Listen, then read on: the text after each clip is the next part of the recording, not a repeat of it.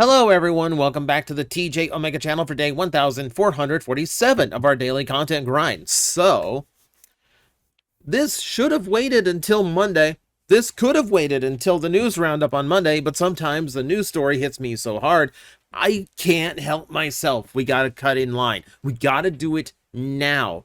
Takara, out of nowhere, teased Missing Link Ultra Magnus, revealed Missing Link Ultra Magnus, and debuted the gray prototype of Missing Link Ultra Magnus within the course of like 2 or 3 days.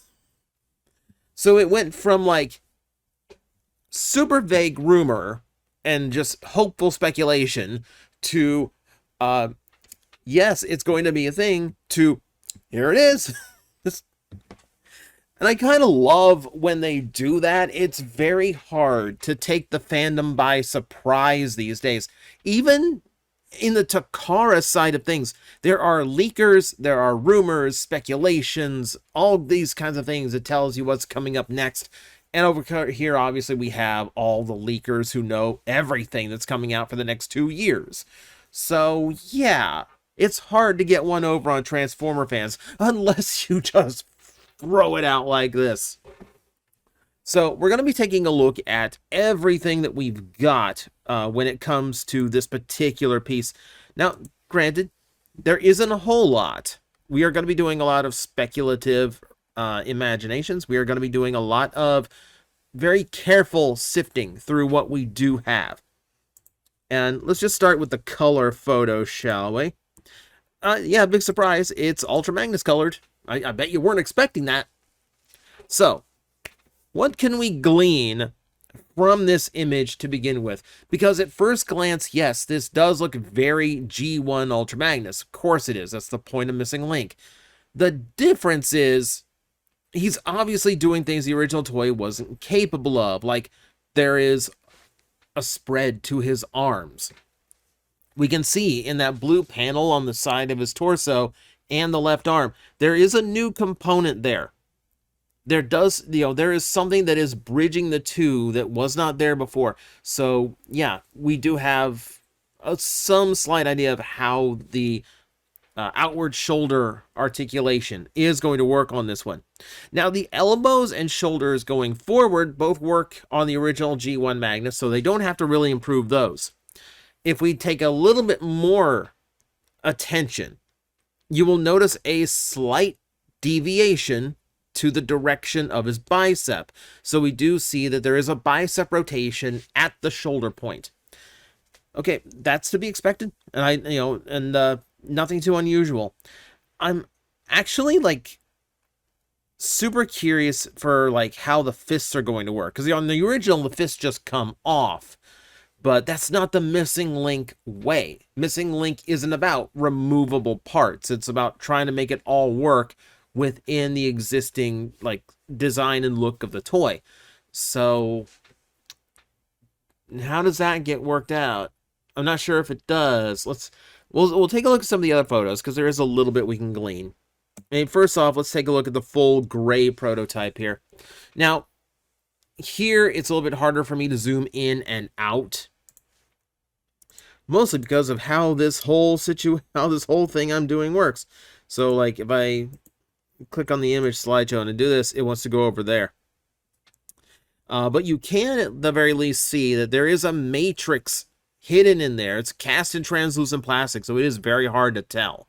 But there is a matrix here, and I'm wondering, are we just seeing like the inner convoy's chest when we see that? I presume that we are, because that piece, that red piece on G1 Ultra Magnus, that's flat. Like there ain't nowhere in there to hide a matrix annex. Like that's just not going to be possible. So it's obviously got to be the inner robot. I'm genuinely wondering if there might be some way of actually opening the matrix chamber from that side. While I can't see them having a dedicated chamber for Ultra Magnus, I can see them having enough panels opening up in order to actually reveal it and actually get to the one that's actually inside that Optimus. I might be reaching just a little bit. There is something much more important that we could be talking about that's in this photo, but we're not going to. We're going to wait for that. Let's just focus on Magnus at first.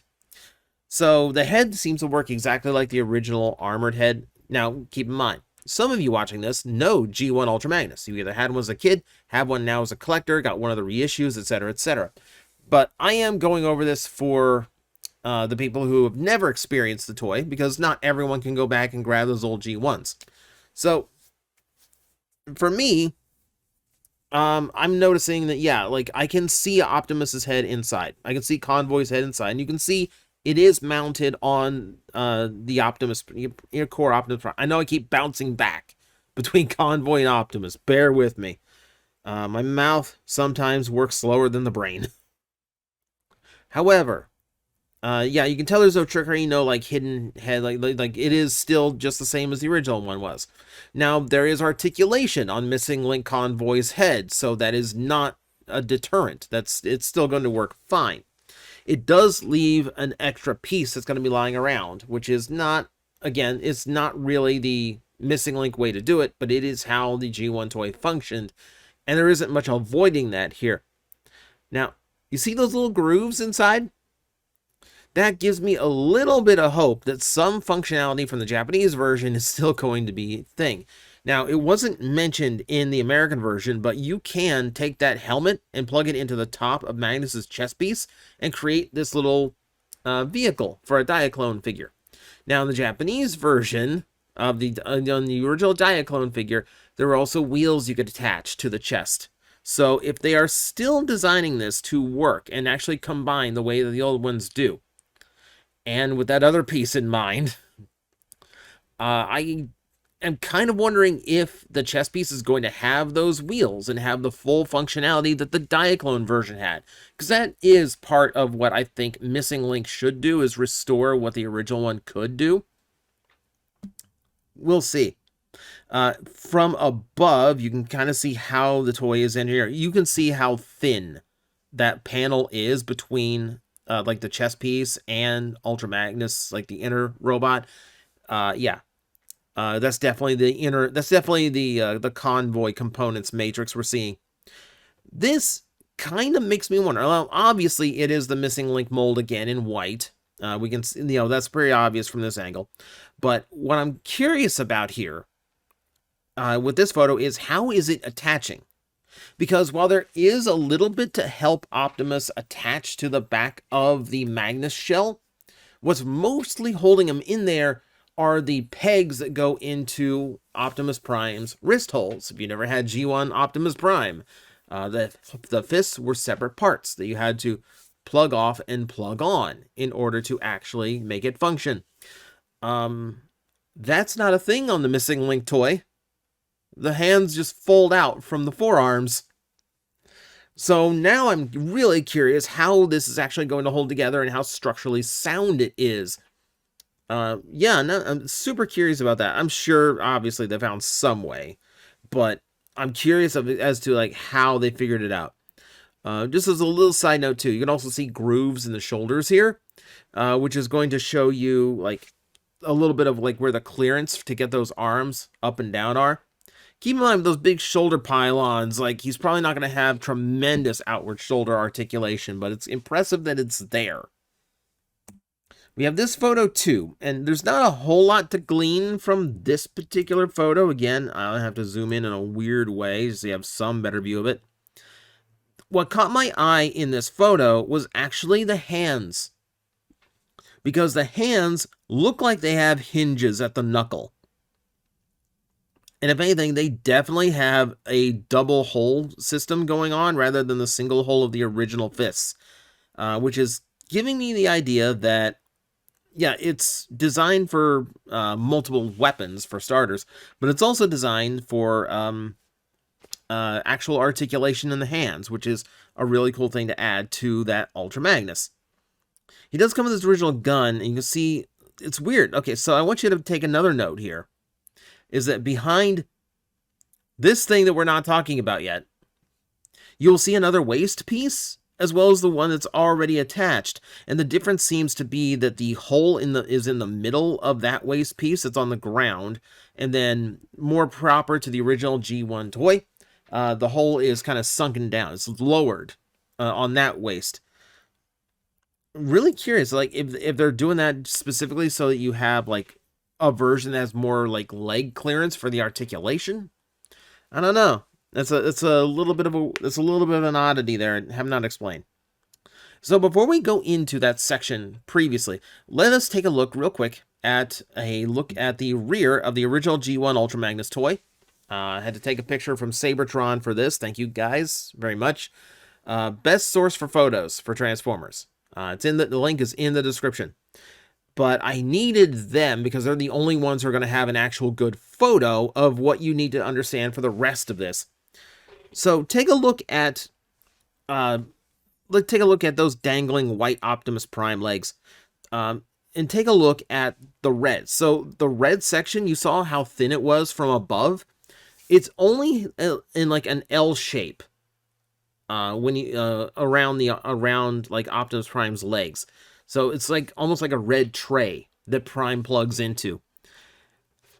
And understand, there's very little room there. You can see that there is very little space in here. So keeping this in mind,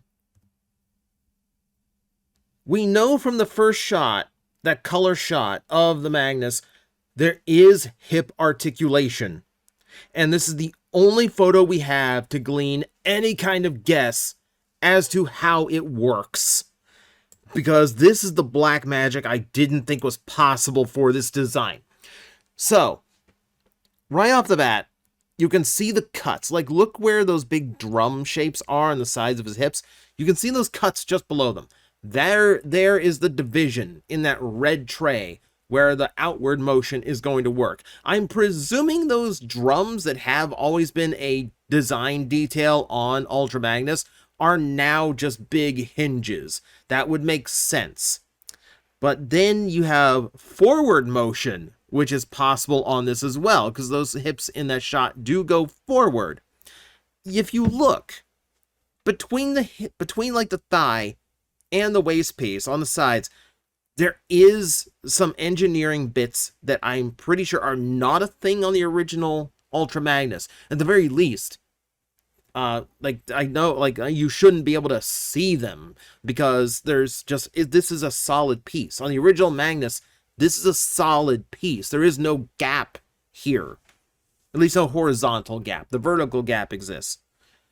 So yeah, you can see hinges in there. You can see ratcheted components in there for moving the feet and legs forward. So,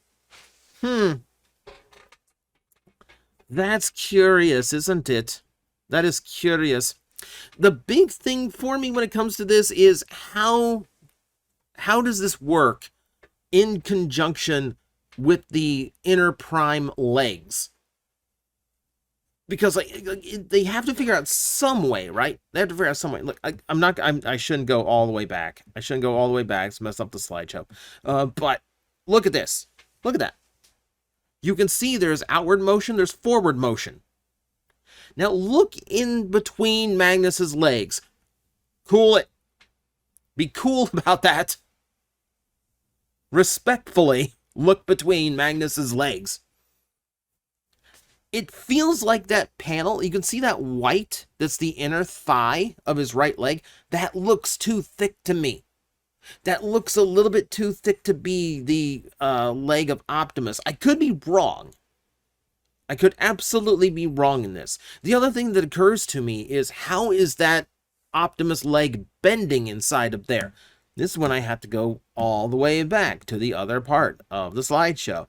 And, look, if that's where the articulation is taking place, there's not a whole lot of room for those legs to move forward to go along with that articulation point. I'm almost wondering if it might be like a false inner leg to kind of hide what the actual, like white Magnus, like the inner robot legs, if like just to hide how those are dangling back there. But that it wouldn't interfere with how that works. It wouldn't interfere with how it works as like a car transport vehicle. It would have to be like underneath the tray, underneath the thigh sections, and they would have to flip outward. before you put the Optimus Prime in? It's possible. It's definitely doable. Yeah, see, there's where the black magic is. That's where this like black magic exists. Is just like how did you get working hips with that inner robot getting in the way when the parts that require that panel, the hips and the articulation are so thin? Yeah, I'm super curious as to how that is actually going to work. Like, once we get full reveal, like full color photos of this and we can see much clearer, I mean, it's clear that by like looking at like how they've displayed this, that's just how you display your G1 Ultra Magnus right now.